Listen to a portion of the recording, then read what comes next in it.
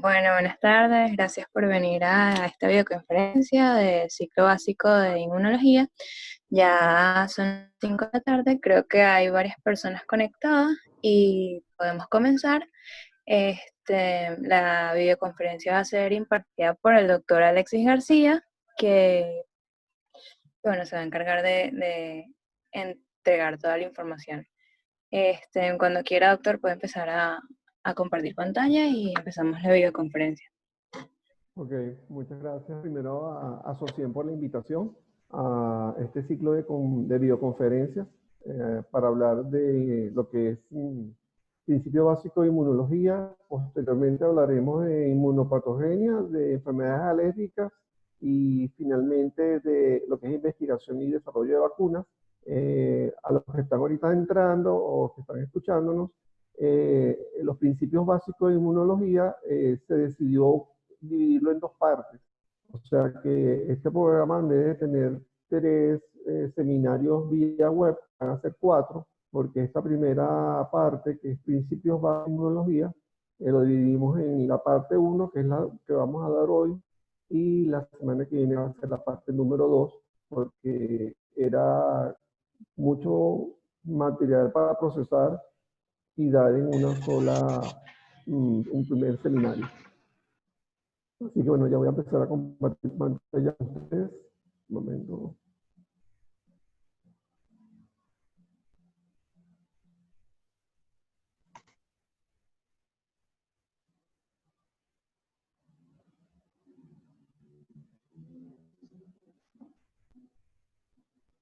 Bueno, entonces así, primero entonces muchas gracias por la invitación nuevamente.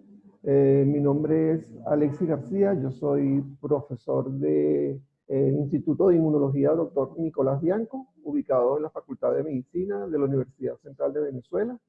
Y bueno, la idea de apoyar a SOCIEN es, bueno, durante todo el tiempo de cuarentena hemos estado un poco alejados de lo que es la academia, de nuestras aulas, y bueno, es refrescar un poco los conocimientos de inmunología, que en el caso de la escuela Vargas la ven durante un año completo, porque pertenece a una cátedra, y en el caso de la escuela Racetti, ven la inmunología fraccionada en diferentes cátedras, en la cátedra de microbiología, en la cátedra de fisiología y finalmente en la cátedra de inmunopatología.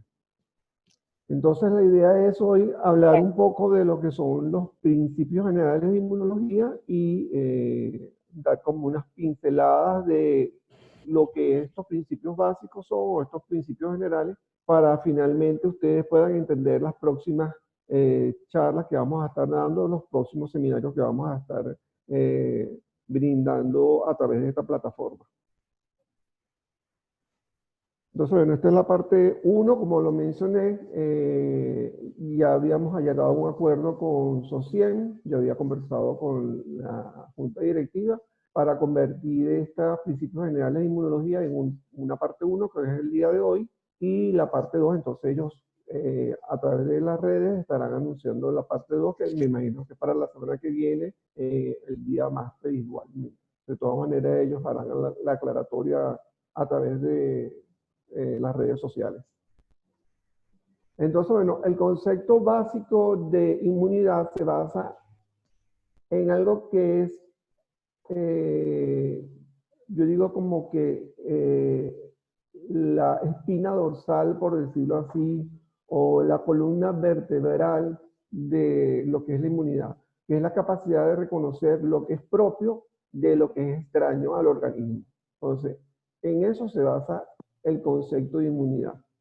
Y los seres humanos, como seres vivos, estamos expuestos a un sinnúmero de microorganismos que pueden ser de diversas índoles. Pueden ser virus, que ahorita están de moda por la pandemia, por el SARS-CoV-2, pero no solamente son virus, también estamos expuestos a bacterias, a protozoarios, a diferentes hongos, o puede ser que no sea a estos microorganismos en particular a los que estemos expuestos, sino que estemos expuestos a las moléculas producidas por ellos, o sea, por toxinas producidas por ellos. Por ejemplo, en el caso de bacterias, toxinas producidas por algunas bacterias.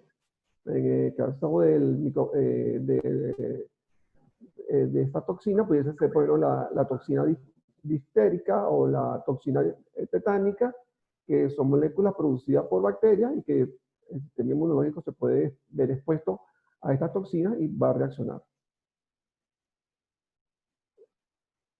También quise colocar acá en la lámina algo que no deben dejar de pasar y tener en cuenta siempre, ¿no? Que es importante, es que el sistema inmunológico, como puede reconocer lo propio y lo extraño, también es capaz de reconocer lo que son las células neoplásicas. Y las células neoplásicas se están formando continuamente en nuestro organismo. De hecho, en este momento, por decirlo así, estamos formando células neoplásicas y el sistema inmunológico es capaz de, en la mayoría de los casos, reconocer las células neoplásicas o las células cancerígenas, detectarlas y eliminarlas. Entonces, estos sistemas de evolución se han desarrollado durante mucho tiempo y han venido mejorando cada día, afinando los sistemas.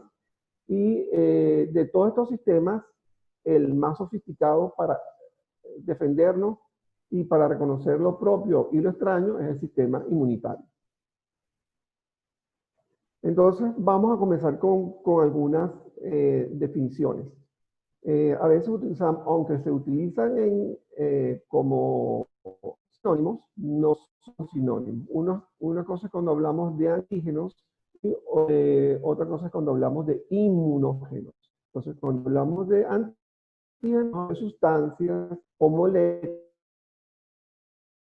que son producidas por una globulina o anticuerpos, o por el receptor de las células T, que de ahorita en adelante lo vamos a denominar por sus siglas en inglés como TCR, un TCR en particular, y que puede actuar como blanco de una respuesta inmunitaria.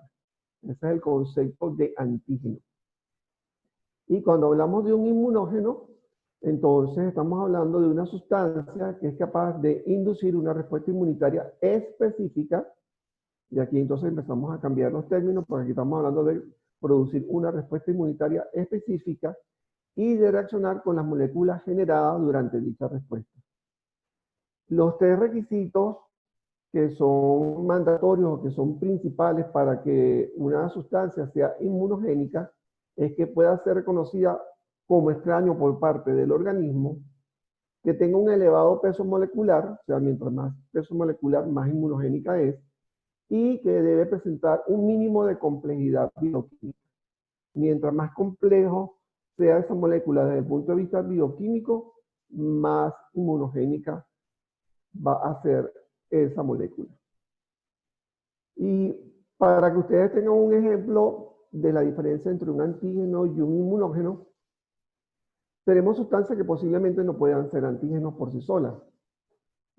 ¿Por qué? Bueno, porque ellas las introducimos al organismo, son sustancias de muy bajo peso molecular, no nos producen ningún tipo de alteración y inclusive el organismo no lo reconoce ni como antígeno y no va a producir ningún tipo de respuesta.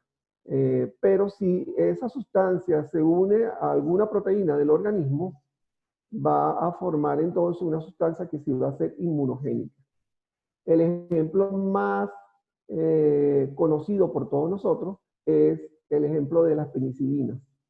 Las penicilinas como tal, ¿no?, que son un antibiótico, normalmente en la mayoría de las personas lo utilizamos para, en el tratamiento de infecciones y la mayoría de los pacientes no van a tener problemas. Pero hay pacientes en que la penicilina se va a unir a una proteína que está circulando en el organismo, como es la albúmina, y va a formar entonces un complejo alterado de albúmina. Y el sistema inmunológico lo va a reconocer como extraño y va entonces a producir una reacción contra ese nuevo complejo que va a formar la penicilina con la albúmina. A ese tipo de reacción, a ese tipo de sustancia que se une con una proteína que forma parte del organismo y crea un inmunógeno, lo llamamos acteno.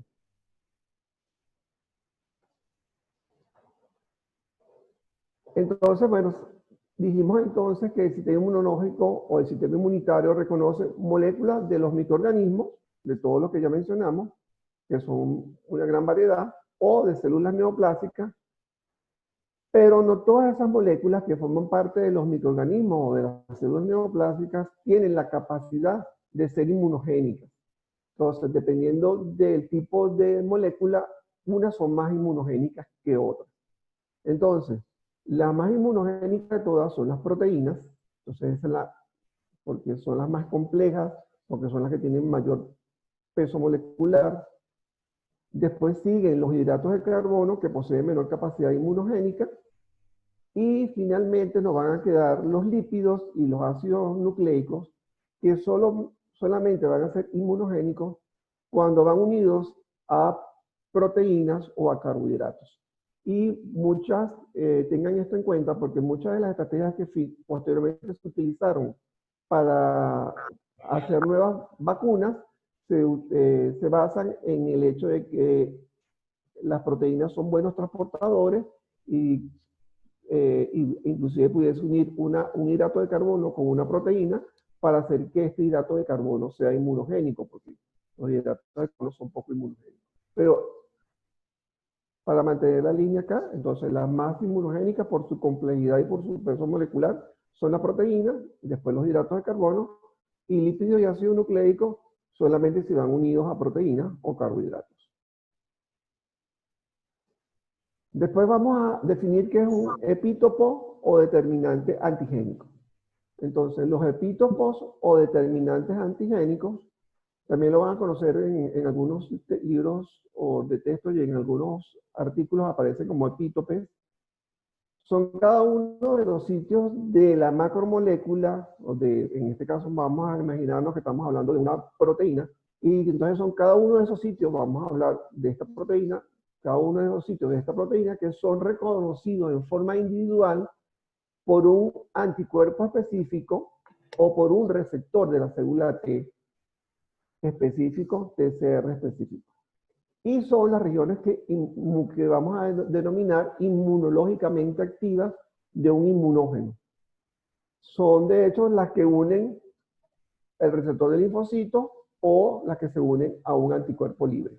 Entonces, si nosotros nos estamos imaginando que este círculo que está acá, que estoy señalando aquí con el cursor, es una proteína que está plegada y es muy compleja desde el punto de vista tridimensional. Cada uno de estos puntos que están aquí señalados con una estrella o con un triángulo azul o con una cruz más oscura, serían lo que nosotros denominaríamos los epítopos. O sea, sería lo que realmente el sistema inmunológico va a reconocer como lo que es extraño y va a montar una respuesta inmunológica contra estos diferentes epítopos, ¿no? Lo que estoy yo aquí marcando en este momento. Bueno, el sistema inmunológico tiene órganos primarios que son dos, que son importantes. Los más importantes son la médula ósea y el timo, donde se van a producir sobre todo los linfocitos B y T, son los lugares donde se van a estar produciendo y también son los lugares donde se va a producir un proceso que nosotros llamamos un proceso de educación de los linfocitos T o de los linfocitos B. ¿Para qué? Para que no se produzcan linfocitos T o B autorreactivos, o sea, linfocitos T o B que puedan reaccionar contra diferentes órganos o tejidos del organismo. Y después tenemos los órganos linfáticos secundarios, que pueden ser los ganglios linfáticos, puede ser el vaso, las diferentes cadenas ganglionarias que están ubicadas en diferentes partes del organismo, las amígdalas, las adenoides o las placas de Peyer que están ubicadas en el tracto gastrointestinal. En forma didáctica, la inmunidad se ha dividido en dos secciones, ¿no? O sea, se divide en inmunidad innata e inmunidad adaptativa. El día de hoy vamos a estar tocando en forma primordial o principalmente la inmunidad innata y dejamos para la próxima clase la inmunidad específica. Entonces la inmunidad innata antes se denominaba que era inespecífica, ahorita sabemos que no es tan inespecífica como se pretendía decir inicialmente, unos cuantos años atrás. Ahorita decimos que la inmunidad innata es parcialmente específica y tiene dos componentes. Un componente humoral y un componente celular. Es la primera línea de defensa del organismo y en la parte humoral vamos a tener diferentes componentes, como el complemento, que son una serie de proteínas, pues lo vamos a conversar sobre ellas, y citocinas, aquí estoy hablando de interferón, factor de necrosis tumoral, sobre todo les estoy mencionando interferón porque está muy, ahorita estamos hablando mucho de interferón, sabemos que los pacientes que se infectan con el virus SARS-CoV-2, del COVID, el que produce el COVID-19, sabemos que hay una respuesta alta de interferón en las primeras fases de infección. Entonces, por eso lo quise colocar acá en esta lámina. En el caso de la inmunidad innata, no va a haber memoria inmunológica. No queda ningún tipo de memoria y cada vez que nos expongamos se va a volver a activar toda la inmunidad innata porque ahí no queda ningún tipo de memoria, a diferencia de la inmunidad adaptativa, que vamos a ver posteriormente que sí queda una memoria inmunológica y eso es tema de conversación para para el próximo seminario. Entonces, en el caso de la inmunidad innata, sabemos que, bueno, que en la inmunidad innata hay una capacidad de reaccionar contra sustancias extrañas de manera poco específica o semi-específica y es generalizada. Lo que más comúnmente vemos cuando se desencadena todo el proceso de inmunidad innata es el proceso inflamatorio, la inflamación que la podemos ver en cualquier parte del organismo, que está caracterizado clínicamente por los síntomas que ustedes pueden encontrar dependiendo del lugar o el órgano donde se desencadena el proceso inflamatorio. Está determinada genéticamente porque eso, cada especie viene determinada genéticamente. No requiere que tengamos un contacto previo con la sustancia extraña, o sea que no requiere que hayamos estado expuestos previamente a esa determinada sustancia, sino que, por decirlo así, nuestro disco duro ya viene con la información y apenas lo ponemos en contacto, se desencadena la inmunidad innata, la respuesta innata.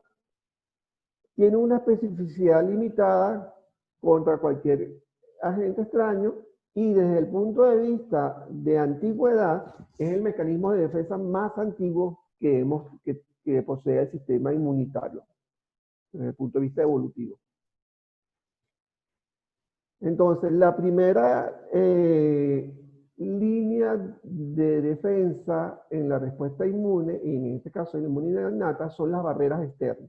Y cuando hablamos de barreras externas, vamos a hablar barreras externas que van a tratar de impedir que algún microorganismo o alguna sustancia extraña pueda ingresar al sistema.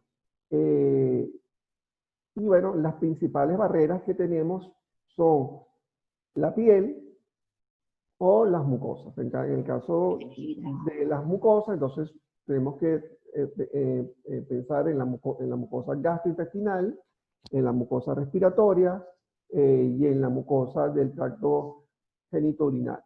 Entonces, todas esas son barreras que tienen diferentes estructuras diferentes y que tienen diferentes mecanismos para tratar de evitar que un agente extraño pueda ingresar al organismo. En el caso de la piel en los mamíferos, es una barrera mecánica, gracias a que tiene un grosor importante. Acá hay un proceso de queratinización, o sea que se produce queratina en las capas más externas y que las capas externas están continuamente descamándose. ¿Qué quiere decir? Que bueno, que si se adhiere a esa capa externa algún tipo de bacteria, virus, hongo, etcétera, cuando esa capa externa se descame, con la descamación se va también a eliminar este microorganismo. Entonces, bueno, en este lado entonces tenemos la piel, tenemos aquí la capa córnea y tenemos toda una serie de capas hasta llegar a la capa basal. Entonces vemos que tiene un grosor importante, pero de este otro lado de la lámina estoy hablando de las vías respiratorias. Aquí la tienen coloreada, pero en el caso de la vía respiratoria vemos que tiene unos cilios, que son estos que aquí yo estoy señalando, que se están moviendo rápidamente y que aquí hay un contenido de una secreción que producen unas células que se llaman caliciformes, que producen una capa mucosa o moco, que ese moco tiene una viscosidad, permite que se adhieran las bacterias o cualquier sustancia que entra por la vía respiratoria y los cilios van transportando esa sustancia hasta que finalmente termina en el tracto gastrointestinal por, porque lo estamos deglutiendo o si lo estamos deglutiendo en forma inconsciente y va a terminar en el tracto gastrointestinal, la entrada de microorganismos al organismo. Entonces, como había comentado, la inmunidad innata tiene una parte humoral y una parte celular. Yo voy a comenzar en sentido inverso. Voy a comenzar primero hablando de las células que componen la inmunidad innata. Entonces, con respecto a las células que componen a la inmunidad innata, tenemos entonces que ellas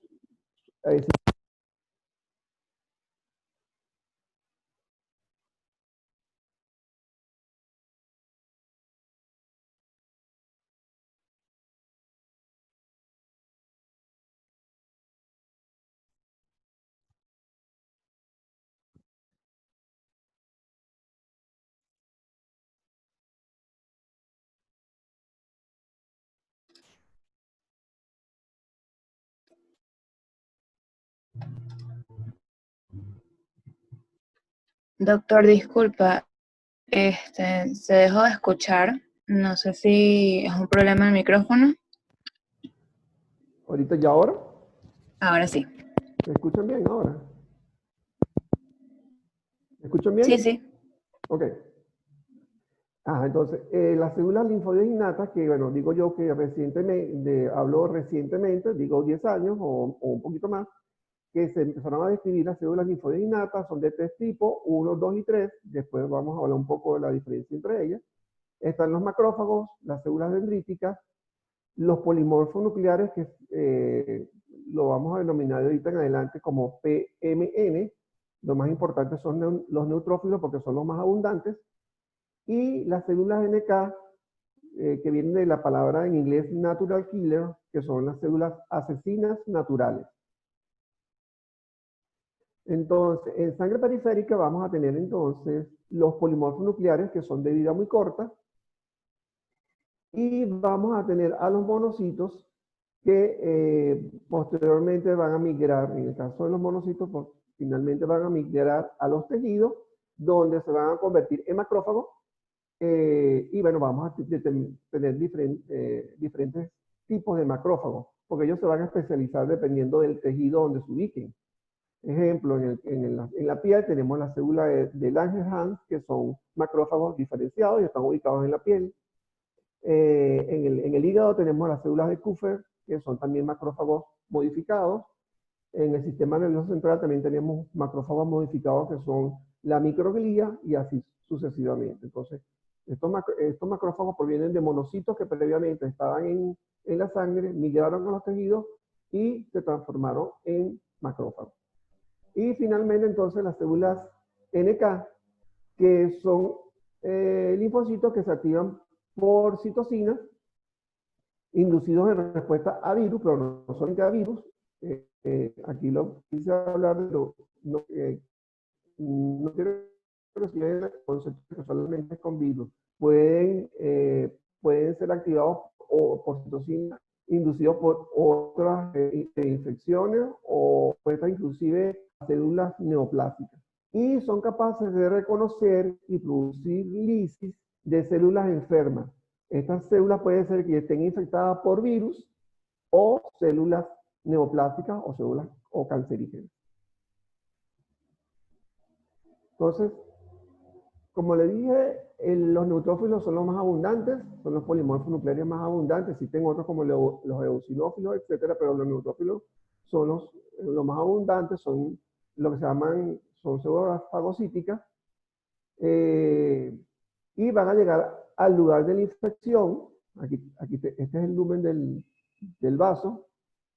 Aquí tenemos un neutrófilo que se va a la pared del endotelio vascular, va a disminuir la velocidad como se está desplazando, porque van a aparecer lo que se llaman moléculas de adhesión, que va a permitir que el neutrófilo se adhiera o se pegue a las paredes del endotelio vascular y finalmente se aplane y atraviese el endotelio vascular para llegar al sitio donde se está produciendo el proceso inflamatorio. Entonces, este es el más abundante de los polimorfos nucleares, que son los neutrófilos. Después, como comenté, tenemos los macrófagos, que como bien les dije, provienen de los monocitos que están circulando en sangre, van a migrar o a emigrar a los diferentes tejidos y van a recibir diferentes nombres. Y la reserva de macrófagos constituye lo que se llama el sistema retículo endotelial y interviene en la defensa, destrucción de células que ya han envejecido y en la regeneración de los tejidos. Entonces, bueno, aquí tienen una fotografía, microfotografía electrónica de un macrófago. Y aquí tienen, bueno, en este caso estamos representando un microbio como los fagocitos, o sea, emite como unos pseudópodos que van a envolver, en este caso, este microorganismo. Va a entrar al interior del citoplasma, donde se va a fusionar con los lisosomas, que contienen sustancias que en la mayoría son enzimas que van a digerir en este caso, a este microorganismo, y lo va a destruir, y después el restante, los detritus de la digestión, van a ser eliminados. En este punto quiero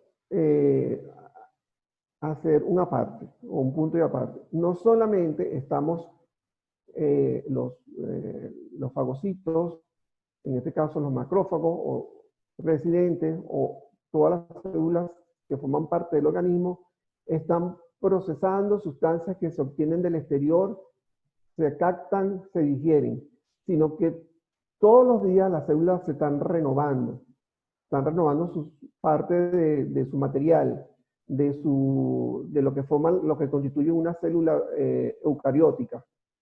Entonces, todos los días se está, por decirlo así, se están haciendo renovaciones o reestructuraciones, por decirlo así, en el aparato de Golgi o en el retículo endoplasmático liso o rugoso, etc. Y eso es lo que se llama, ahí se van a formar lo que se llama autofagocitosis. O sea que el mismo organismo va a estar fagocitando partes de la misma célula en la parte interna y va las partes que están envejecidas dentro del interior de la célula van a ser eliminadas y se van a crear o se van a construir nuevas partes. Es como si ustedes estuviesen haciendo un proceso de remodelación de su casa. Entonces, bueno, igualito, todos los días se está remodelando interiormente las células de cualquier parte del organismo. Mencioné las células linfoides innatas, es importante que la tengan en cuenta, son las más recientes descritas en inmunidad innata. Estas células linfoides innatas se activan mediante señales de estrés, compuestos microbianos o por citocinas del tejido circundante, en vez de por un antígeno que va a ocurrir en otro tipo de células. Las células de linfoides innatas se localizan preferentemente en las mucosas, eso lo deben tener en cuenta, y participan en la respuesta inmune contra infecciones y enfermedades inflamatorias crónicas, y se dividen en tres tipos: la células linfoides innatas tipo 1, la tipo 2 y la tipo 3, y estas células tienen funciones análogas o muy parecidas a lo que van a ver ustedes en lo que es la inmunidad adaptativa, que es cuando hablamos de linfocitos tipo TH1, TH2 o TH17 en la respuesta inmune adaptativa. O sea que van a tener, o sea, estas células linfoides innatas van a tener su contraparte en la inmunidad adaptativa. Entonces, solamente para que vean un poco algo más complejo, bueno, aquí estamos entonces hablando de las células linfoides innatas tipo 1, aquí estoy señalando las células linfoides innatas tipo 2, y aquí estamos hablando, aquí estoy señalando las células linfoides innatas tipo 3. Y bueno, aquí vemos cómo ellas se van a relacionar y van a interaccionar con diferentes células del sistema inmunitario. Y bueno, esa interacción ocurre a través de sustancias denominadas citocinas, que son las que permiten entonces que se estimule o se inhiba diferentes tipos de células. Entonces, quise presentar la lámina anterior porque ustedes vieron que para estimular o inhibir las células que están alrededor se necesitan de sustancias denominadas citocinas. Cuando hablamos de citocinas, entonces estamos hablando de proteínas de bajo peso molecular que van a mediar las interacciones complejas entre células, entre las células del tejido linfoide, células inflamatorias y células hematopoyéticas. Las citocinas son producidas por múltiples tipos celulares, principalmente por el sistema inmune. Sin embargo, el sistema inmunitario, las células del sistema inmunitario no son exclusivas productoras de citocinas. Hay otras células que también pueden producir citocinas. Ejemplo, las células que forman parte del epitelio o las células que forman parte de los endotelios son capaces de producir citocinas. O sea que las células del sistema inmunológico o inmunitario no son las que tienen el monopolio de la producción de citocinas, sino que otras células del organismo también son capaces de producir citocinas. Estas citocinas en su mayoría son secretadas al espacio extracelular y muchas de ellas tienen forma glicosilada, quiere decir que tienen incorporados residuos de hidratos de carbono que van a incrementar su estabilidad y la solubilidad. Algunas de las citocinas se pueden acumular en el interior de la célula o inclusive algunas de ellas pueden permanecer ancladas a la membrana o en la matriz extracelular. Una de las características importantes de las citocinas es que tienen las citocinas tienen una capacidad de tienen lo que se llama pleiotropismo.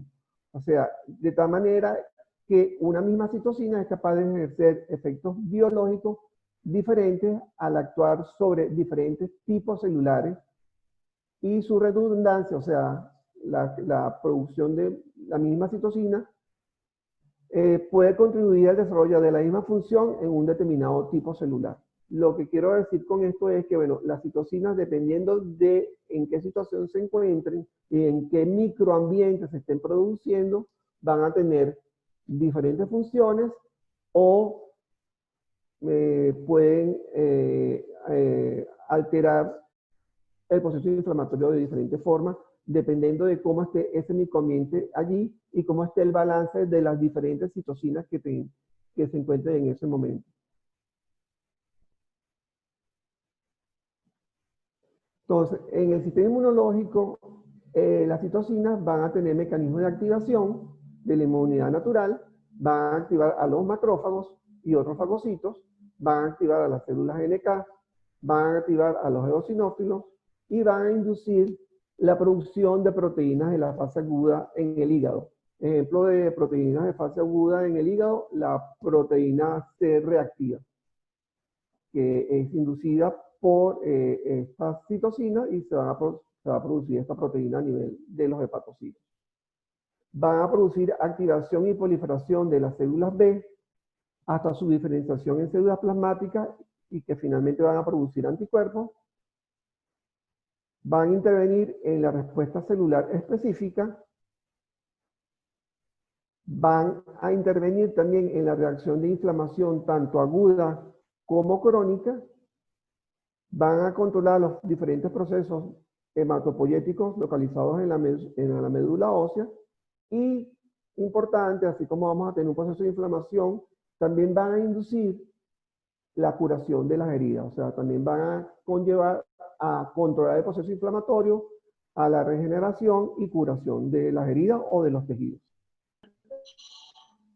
Continuando entonces, en la inmunidad innata, entonces en los componentes solubles tenemos entonces proteínas circulantes efectoras, tenemos el complemento, tenemos lectina de unión amanosa, que son las que llaman colectinas, la proteína C reactiva que la mencioné hace poco, y los factores de coagulación. Todas estas sustancias solubles que están en el plasma van a jugar un papel importante en la parte de inmunidad, porque muchas de ellas van a tener capacidad de lo que se llama oxonización. La oxonización es como la capacidad del sistema inmunológico de marcar células que deben ser destruidas. Entonces, se unen algunas fracciones del complemento o se unen algunos factores de la coagulación, etcétera, a una célula o a un microorganismo y lo marcan. Y quiere decir que al marcarlo, le indican al sistema inmunológico esta célula o este microorganismo hay que fagocitarlo y destruirlo. Entonces, más o menos, algunas funcionan y se van complementando en una secuencia en particular que permite que se estimulen diferentes vías. En el caso del complemento, estamos hablando de un sistema funcional que consta más o menos de 30 proteínas. Estas 30 proteínas interaccionan entre sí regulando en forma regulada y van a producir una cascada enzimática que va a permitir, y esto es lo importante del complemento, la amplificación, o sea, que sirve como sistema de amplificación de la respuesta humoral. Además, la activación del complemento va a conllevar no solamente a que se active toda la cascada, sino que va a haber fijación del complemento a microorganismos, lo cual es muy importante en el sistema, como mecanismo efector en el sistema inmunitario, porque va a facilitar la eliminación de antígenos y va a generar además una respuesta inflamatoria. La consecuencia de la activación y fijación del complemento incluye entonces la destrucción o lisis del microorganismo o célula blanco o célula diana y la oxonización, que es lo que ya le dije, que es como que lo que es oxonificar es como marcar las células o los microorganismos con la consiguiente mejora de la fagocitosis y la destrucción de ese microorganismo. Hay productos de complemento y partes de complemento que son difusibles y estos productos de complemento activados van a provocar el incremento de la quimiotaxis, o sea, atracción de células al sitio donde se produce la inflamación de los fagocitos y van a funcionar como anafilotoxina en el control de la respuesta inflamatoria. Entonces, vuelvo a repetir, ahí va a haber una amplificación de la respuesta humoral específica y va a haber eliminación importante de esto, sobre todo para algunas enfermedades autoinmunes, entre ellas los que ustedes más evalúan es el lupus, la eliminación de los complejos inmunológicos que se eliminan rápidamente, esos complejos inmunológicos se van a depositar,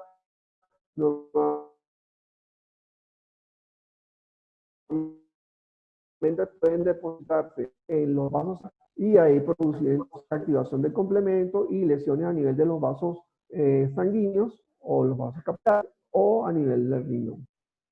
Entonces estas son las vías del complemento, la clásica, la vía de las lecturas alternativas y bueno, cada una de ellas tiene varias vías de activación y bueno, van a ya la vía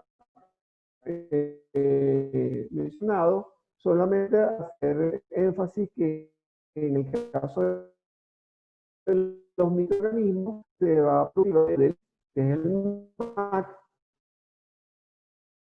y va a finalmente el microorganismo que le va a y esa va del factor 1 hasta el factor 9 y tiene sus fracciones, cada uno de ellos tiene a veces sus fracciones, como pueden ver, por lo menos el C3 tiene el C3A y el C3B, el C5 tiene el C5A y el C5B, y esas fracciones a su vez pueden entonces ir amplificando cada vez más el proceso inflamatorio. Entonces, bueno, vamos a comenzar del punto de partida. Bueno, el partida es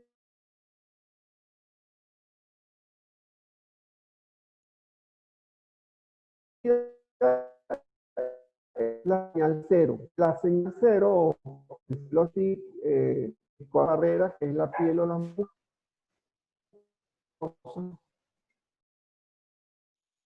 pero estos microorganismos tienen, tienen a veces en este caso una doble cadena de ARN, la bacteria tiene peptidoglicanos, tiene polisacáridos, etcétera.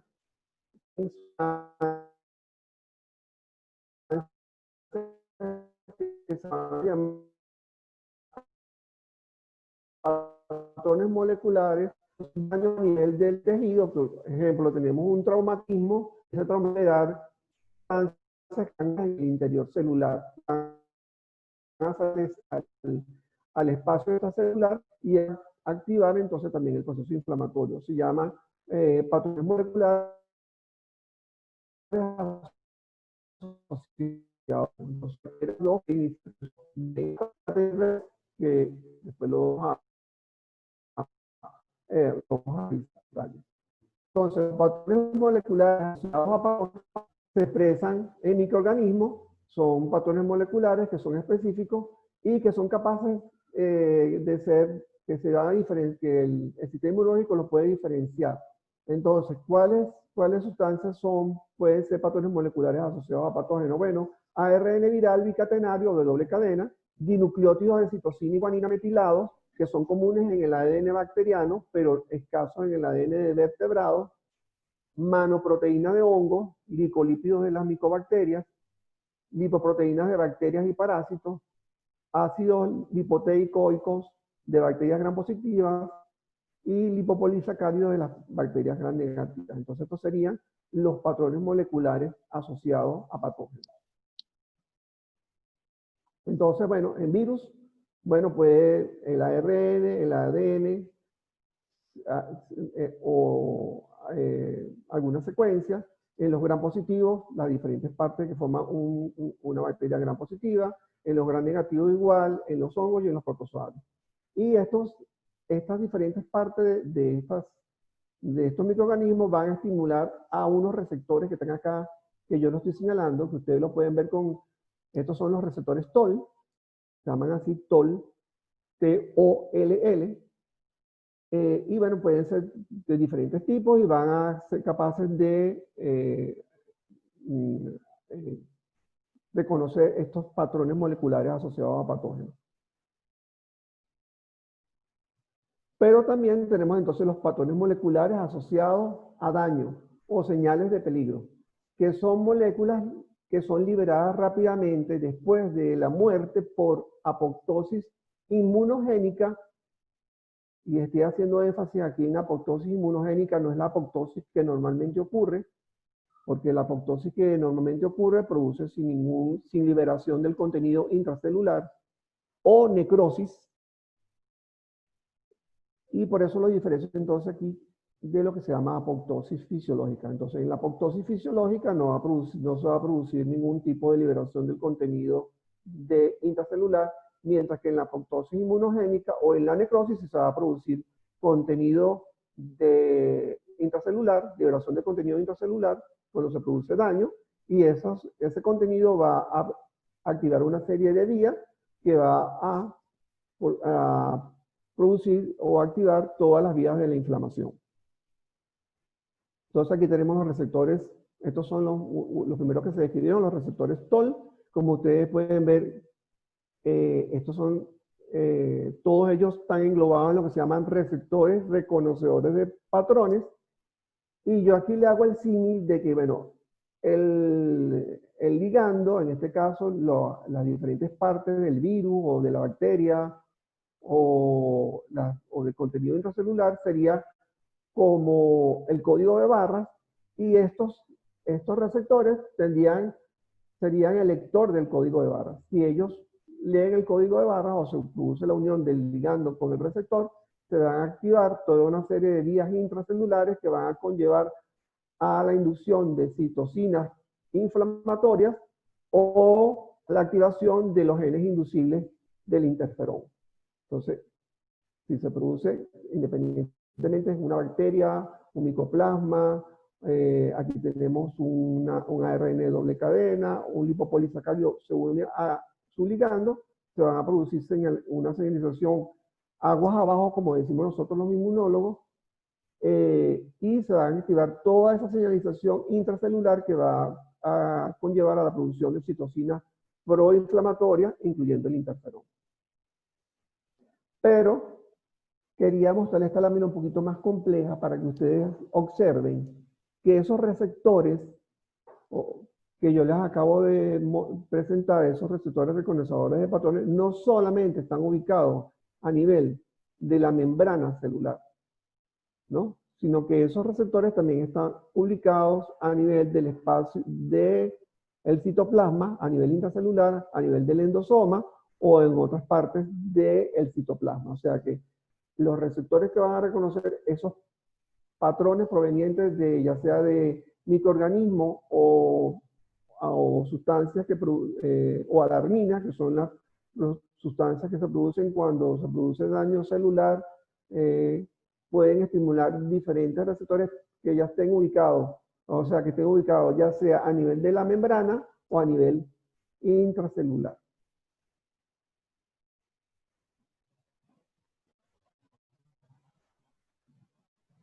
Finalmente quisiera hablar de un poco de las células natural killer o las células NK, que se denominan así porque lo primero que se descubrió fueron que eran linfocitos, que eran como todos los demás linfocitos, pero eran linfocitos grandes y granulares que solo representaban el 5% de las células linfoides en sangre y que carecen de los marcadores que se utilizan a nivel de inmunología para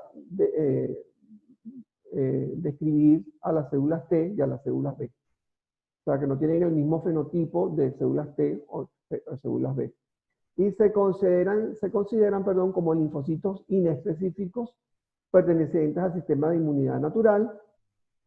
Tienen un mecanismo citotóxico que es muy parecido al de los linfocitos T citolíticos, pero a diferencia de los linfocitos T citolíticos, carecen de especificidad y de memoria, y no están restringidos por lo que se llama el complejo mayor de histocompatibilidad clásico. Eso lo voy a mencionar ahorita en breve. Y tiene un mecanismo efector celular temprano, o sea, que actúa mucho antes de que lleguen los linfocitos T citotóxicos. O sea, que como no me lo dice, se llaman natural killer o células asesinas naturales. Ellas no preguntan mucho, ellas reconocen rápidamente lo que es propio y lo que es extraño, y cuando ven que algo es extraño, tienen mecanismos para actuar en forma temprana sin tener que, vamos a decirlo así, entre comillas, preguntar mucho, sino que lo reconocen como extraño y inmediatamente lo destruyen. Entonces, bueno, aquí tenemos una célula natural killer y bueno, ellas tienen receptores, pero estos receptores son receptores de activación e inhibición, y por lo menos en el caso de una célula tumoral que se está produciendo en el organismo normalmente, solamente tiene receptores de activación, pero no tiene receptores de inhibición. Entonces, al la célula NK reconocer que no tiene, destruye la célula tumoral inmediatamente. Entonces, por eso es que las células tumorales son destruidas rápidamente por las células NK. Y para entender entonces la próxima vez que va a venir, vamos a hablar de un poco de complejo mayor de histocompatibilidad, solamente unos puntos muy simples.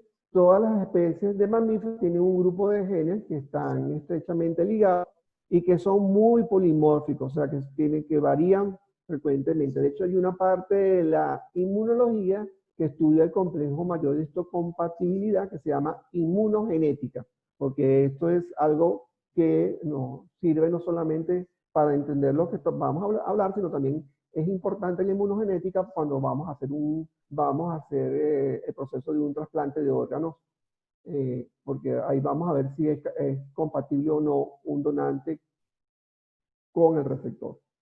Y este complejo mayor de histocompatibilidad puede ser cubierto por su implicación en el rechazo o aceptación de trasplantes o injertos de tejidos u órganos, y de ahí entonces que derivan su nombre, complejo mayor de histocompatibilidad, y lo van a ver con sus siglas en inglés, que es MHC. Las moléculas codificadas por MHC entonces van a intervenir de un modo central en el desarrollo de las respuestas inmunes específicas, tanto humoral como celular. Entonces aquí sí ya estamos migrando de la inmunidad semiespecífica o inespecífica a la inmunidad más específica o adaptativa, y requiere entonces de las moléculas codificadas por el complejo mayor de histocompatibilidad para poder entonces hacer este enlace entre la inmunidad innata y la inmunidad adaptativa. Las moléculas de complejo mayor de histocompatibilidad juegan entonces un papel esencial en el reconocimiento de antígenos por parte de los linfocitos T, tanto los linfocitos T cooperadores, que le llamamos TH porque el H viene de helper, de ayudador, pero aquí lo vamos a llamar cooperadores, o los linfocitos T citotóxicos. Cada individuo tiene una combinación, cada uno de nosotros tenemos una combinación muy particular de moléculas de complejo mayor de histocompatibilidad. Por ello, la capacidad de respuesta frente a los patógenos, es decir, la mayor o menor susceptibilidad a la enfermedad infecciosa y los fenómenos de autoinmunidad dependen parcialmente de esa dotación concreta de alelos del complejo mayor de histocompatibilidad.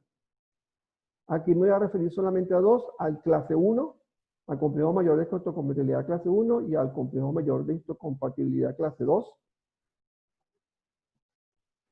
Al clase 1, para que ustedes solamente lo visualicen, vean cómo tienen un segmento intracelular, un segmento transmembrana y un segmento extracelular, igual que el clase 2. Y ustedes pueden ver aquí que tienen como, esto sería como, vamos a llamarlo como un bolsillo, ¿no? Así se llama, en inglés lo llaman pocket, en español sería bolsillo, y aquí también tenía como una forma de un bolsillo donde estaría incluido parte de lo que se procesó antigénicamente. No toda, aquí estoy colocando en una misma célula que está el clase 1 y el clase 2, para que lo tengan desde el punto de vista didáctico, pero no, algunas células expresan solamente clase 1 y algunas células solamente, y a otras células expresan solamente clase 2. Muy pocas células expresan los dos tipos de clases de complejo mayor de histocompatibilidad. Solamente didácticamente para que la puedan ver, estoy colocando en una sola célula complejo mayor de histocompatibilidad clase 1 y clase 2. Aquí, para que lo vean de forma ya tridimensional, pueden ver entonces, esto sería el bolsillo, aquí sería el otro, esto sería entonces las proteínas que lo forman, aquí la forma como se van plegando las proteínas, y en este bolsillo estaría un péptido que está presentando, o que está en el interior de ese bolsillo. Aquí y acá. Entonces, para que se pueda colocar allí en ese bolsillo un péptido, se tiene que producir lo que se llama procesamiento antigénico, y para que una proteína sea reconocida por un linfocito T, debe ser degradada en péptidos pequeños que luego tienen que formar parte de los complejos con moléculas de clase 1 o clase 2. Esta transformación de proteínas en péptidos asociados al complejo mayor de histocompatibilidad es lo que nosotros denominamos procesamiento antigénico, y que un antígeno sea procesado y presentado junto a una molécula, ya sea de clase 2 o a una molécula de clase 1 o de clase 2, eso va a estar determinado por la ruta por la que el inmunógeno o el antígeno penetra la célula. Por lo tanto, podemos distinguir entre un antígeno endógeno y un antígeno exógeno. Dependiendo de por dónde entre, entonces se va a presentar en clase 1 o se va a presentar en clase 2. Si entra por forma exógena, o sea, por endocitosis, va a ser presentado entonces junto con el complejo de histocompatibilidad clase 2. En este caso va a ser presentado a un linfocito T cooperador CD4 positivo. Y si es una proteína citosólica, una proteína interna, porque como yo le dije, normalmente el sistema, las células están en proceso de, están remodelándose, entonces destruyen proteínas y las procesan y las presentan, la van a presentar con el complejo mayor de histocompatibilidad, clase 1. Evidentemente, si esta célula está infectada con un virus, vamos a poner ejemplo, esto es un hepatocito y está infectada con un virus, con el virus de la hepatitis B o el virus de la hepatitis A, también se van a procesar esos proteínas virales y se van a presentar también en clase 1. Pero solamente en forma didáctica, las que entran por vía externa se presentan en clase 2 y las que son de origen interno o proteínas citosólicas se van a presentar en clase 1. Y aquí termina este primer seminario.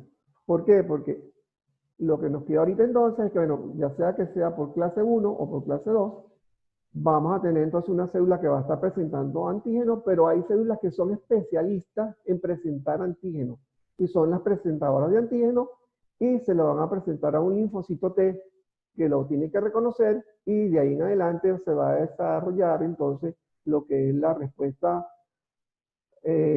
adaptativa, que es más específica y que va a dejar memoria inmunológica. Entonces, hasta aquí voy a dejar esta primera parte de los principios básicos de inmunología.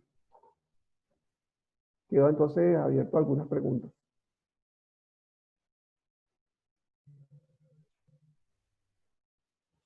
Muchas gracias, doctor. Si alguien tiene una pregunta, la puede escribir en el chat de acá de Zoom. Nos han enviado una pregunta al principio de la otra videoconferencia. Andrés de Abreu preguntó, ¿es posible tipificar niveles de citocina, por ejemplo TNF, en sangre periférica? Sí, se puede tipificar todos los niveles de citocina, inclusive ahora que estamos con lo del SARS-CoV-2, pues, pudiésemos determinar los niveles de interleucina 6, que uno en algunos países se puede hacer, se está haciendo ahorita para determinar esos niveles de interleucina 6, sobre todo con fines de investigación, pero se puede determinar toda la citocina en sangre periférica si así lo queremos hacer. De hecho, uno de los tratamientos que se están utilizando ahorita en SARS-CoV-2, aunque sabemos que no ha funcionado lo que se esperaba, es un biológico que actúa contra la interleucina 6.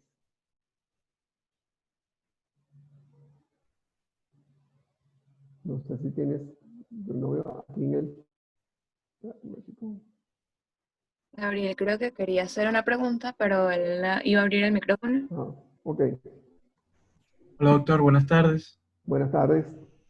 Doctor, una pregunta y una duda, con lo que tiene que ver con los complementos. Y recuerdo, yo estoy en tercer año, recuerdo que el año pasado cuando estudiábamos en microbiología y en fisiología, había una discrepancia entre ciertos autores, o no recuerdo si eran ediciones, en los tipos en los complementos que se daban según la vía clásica o las alternativas. Entonces yo no entendía cuál era esa discrepancia entre autores. No sé si usted sabe un poco sobre eso, si nos podría explicar. Sí, bueno, todavía sigue la discrepancia, todavía sigue existiendo, ¿no? Porque al principio se habían descrito, al inicio de que se descubrió el complemento, se describieron solamente dos vías, que era la vía clásica y la vía alterna. Y después apareció la nueva vía, que yo se las tomé para que la puedan ver. A ver, permítame ver para mostrártela aquí. Ok, aquí. Que es la vía de las lectinas. Todavía hay autores que dicen que la vía de las lectinas y la vía clásica son muy parecidas y que no tuvo que separarse estas dos vías. Sin embargo, hay otros autores que, bueno, yo realmente más bien soy partidario de ese grupo, de que sí, que la vía de la lectina es una vía completamente separada de la vía clásica o de la vía alternativa. Y si ustedes pueden ver, ¿por qué? Porque al final cada una de esas vías van a producir complementos o fracciones de complementos en diferente magnitud. Si ven la vía clásica va a producir C4A principalmente, C3A y C5A, mientras que la vía de la lectina va a producir C3B, y la vía alternativa va a conllevar finalmente a este complejo de ataque. Entonces, es una discusión que para mí hace tiempo fue resuelta, pero todavía hay personas investigadores que todavía siguen abordando que estas dos vías serían una sola vía. Sin embargo, todas tienen como punto de encuentro las C3 convertasas. O sea que al final todas tienen que llegar allí para poder seguir cualquiera de los pasos que están aquí abajo. Ok, Luciana No sé Muñoz. si está clara la duda o había otra, era relacionada a otra duda que tenían otras personas. Sí, gracias, doctor. Muchas Mm. gracias. Ok, continuando con las preguntas, Luciana Muñoz pregunta, ¿por qué se dice que la inmunidad innata es parcialmente específica? Bueno, decimos que es parcialmente específica porque antes se decía que era inespecífica totalmente. Pero si ustedes se dieron cuenta, yo hablé de patrones moleculares asociados a patógenos y patrones moleculares asociados a daño. Y hay receptores que reconocen esos patrones moleculares. Entonces, si el sistema innato es capaz de reconocer ciertos patrones, entonces no es que es inespecífica, sino que es parcialmente específica, porque es capaz de reconocer ciertos patrones a grosso modo, por decirlo así.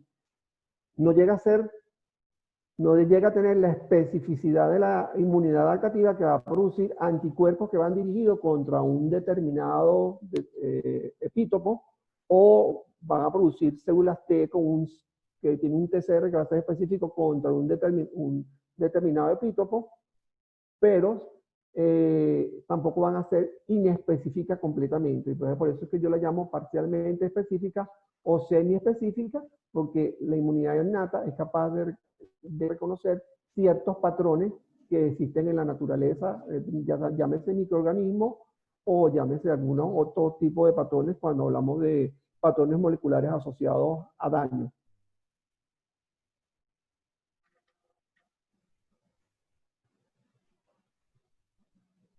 Bueno, la siguiente pregunta es de Carlos Salcedo y pregunta, ¿en qué células se encuentran principalmente el complejo mayor de histocompatibilidad tipo 2? Ajá, esa es la pregunta que yo le quería dejar a usted para la próxima clase. Pero bueno, vamos a adelantarle. El complejo mayor de histocompatibilidad clase 2 se encuentra presente en la mayoría de las células presentadoras de antígenos. ¿Cuáles son las células presentadoras de antígenos por excelencia? Bueno, los macrófagos, que ya le dije que tenían diferentes nombres dependiendo del lugar donde se ubicaban, las células dendríticas, inclusive de las células, hay otro tipo de células que pueden ser células presentadoras de antígeno. Entonces, todas las células presentadoras de antígeno, llámense macrófagos, llámense células dendríticas, etcétera, son las que presentan o expresan en mayor densidad o en mayor cantidad el complejo mayor de histocompatibilidad. El resto de las células del organismo expresan el complejo mayor de histocompatibilidad clase 1. Ejemplo, los hepatocitos solamente tienen complejo mayor de histocompatibilidad clase 1, no tienen complejo mayor de histocompatibilidad clase 2. Ok, Luis Arriaga hace una pregunta que se relaciona con la otra. El complejo mayor histocompatibilidad tipo 2 no está solo presente en las células presentadoras de antígenos. No, hay algunas células, eso se lo dejo para la próxima clase, pero hay células que pudiesen presentar tanto en clase 1 como en clase 2 y no tienen que ser necesariamente las células presentadoras de antígenos que conocemos que son las que normalmente mencionamos en inmunología. Pues. Hay algunas células que pueden inclusive presentar los dos complejos mayores de histocompatibilidad, tanto clase 1 como clase 2. y tener en cuenta que hay una célula que no tiene, bueno, una célula entre comillas, que no tiene ni clase 1 ni clase 2, que son los eritrocitos, porque no se olviden que los eritrocitos no tienen núcleo, entonces no tienen ni, ellos no expresan en su membrana celular ni complejo mayor de histocompatibilidad clase 1 ni clase 2. Ok, como queda poco tiempo antes de cerrar la sala, vamos a terminar de responder las preguntas que ya están en el chat y terminamos. Víctor Yambria pregunta, ¿la diferencia entre los macrófagos solo se debe al órgano donde se encuentran o tienen características bioquímicas distintas entre ellos? No, los macrófagos en general se parecen desde el punto de vista bioquímico, como me está hablando desde el punto de vista bioquímico, se parecen bastante entre ellos. Cuando migran a los diferentes tejidos, adquieren ciertas propiedades diferentes, ahí sí comienzan a diferenciarse un poco de los macrófagos porque se especializan, depende del tejido, entonces comienzan a tener ciertas características diferentes, entonces no es lo mismo una célula de Langerhans que está ubicada en la piel que las células de la microglía, que también son macrófagos, pero que están ubicados en el sistema nervioso central, o sea, tienen algunas características bioquímicas diferentes. Y de hecho se han empezado a describir que los macrófagos no son todos iguales, inclusive los macrófagos que se encuentran por lo menos en el pulmón, por lo menos, macrófagos tipo 1 y macrófagos tipo 2, y desde el punto de vista bioquímico, ojo, y también desde el punto de vista fenotípico tienen características diferentes. Ok, Carolina León pregunta, ¿cree que sea factible el uso de anticuerpos anti-PDL1 para bloquear esa vía para evitar el agotamiento celular por infección crónica de VIH?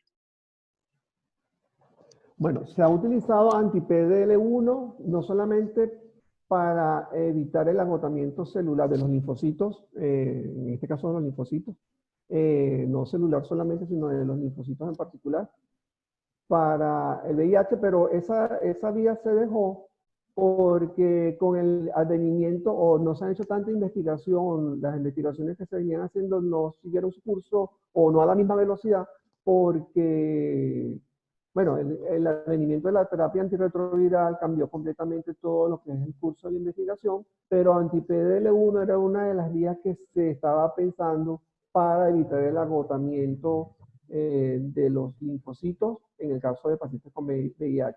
Pero se está utilizando ahorita anti-PDL1 en cáncer, como inmunoterapia. Eso es importante que lo tengan en cuenta porque ahorita en un futuro ustedes no van a ver que los pacientes con cáncer se traten con quimioterapia, sino posiblemente en un futuro no tan lejano, la primera línea de tratamiento en los pacientes con cáncer va a ser la inmunoterapia porque vamos a estar bloqueando varias vías de señalización intracelular inmunológica. Kissy Torres pregunta, ¿la HLA es parte del complejo mayor de histocompatibilidad o simplemente es la forma de cómo se conoce el complejo mayor de histocompatibilidad en humanos? El HLA es lo que se llamaba el antígeno leucocitario humano, así se describió inicialmente y todavía se sigue manteniendo la misma, utilizamos la misma nomenclatura, decimos HLA, refiriéndonos al antígeno leucocitario humano, pero dentro de ese HLA tenemos entonces el complejo mayor de histocompatibilidad clase 1, el clase 2 y el clase 3. Yo no quise hacer mención del clase 3 porque como estamos hablando de inmunología, sería muy extenso tener que también hablar del clase 3. Pero el HLA incluye esos tres complejos mayores de histocompatibilidad. El 1, el 2 y el 3. Ok, Laura Moreno dice que a ella le han hablado de una subpoblación de células conocidas como NKT o LT1, que poseen un TCR invariante. ¿Estas células serían parte de la respuesta innata o adaptativa? La respuesta allí sí, existen una subpoblación de células NK que se llaman NKT y aunque pudiésemos ubicarla en la inmunidad innata, más la ubicamos más hacia la inmunidad adaptativa. No se olviden que por un tema netamente didáctico, estamos dividiendo el sistema inmunológico en innato y adaptativo, pero no es tan estricto desde el punto de vista fisiológico o fisiopatológico. Muchas células pudiesen estar tanto en la inmunidad innata como en la inmunidad adaptativa, o sea, que no tienen por qué pertenecer exactamente o a la inmunidad innata o a la inmunidad adaptativa, sino que pudiesen estar en las dos.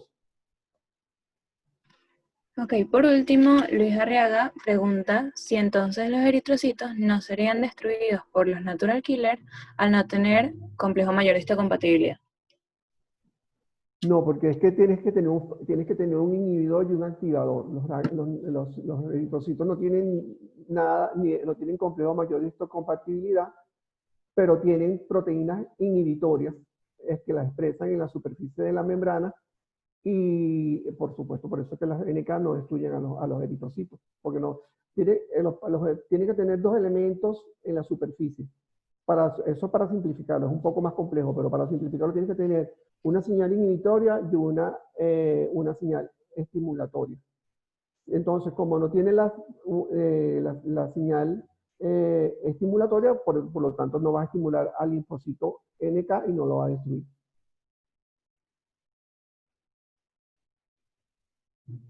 Ok, bueno, entonces si no hay más preguntas, yo creo que eso fue todo por la clase de hoy.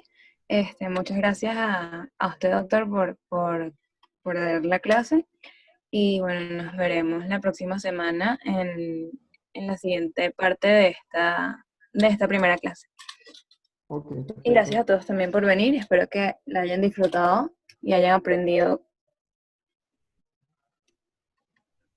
Okay, gracias a todos por su participación.